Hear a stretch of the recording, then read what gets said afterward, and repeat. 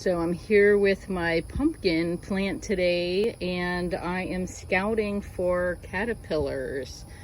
Caterpillars are a major pest of cucumbers, squashes, pumpkins, and so I pretty much check them daily to look for caterpillars. Like, see that little bit of webbing there and that damage to the tip? That might have been a caterpillar, but I'm not seeing him right now.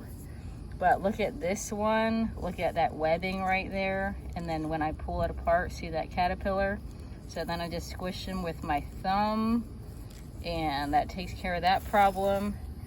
And then I'll just continue working all the way up to the tip here. That one looks clean, but even in these baby leaves there can be some really small caterpillars.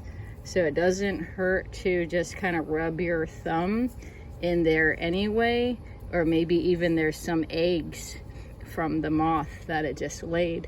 So I don't know if you can see, right there is a baby caterpillar. So just smush them there, and looking good for today.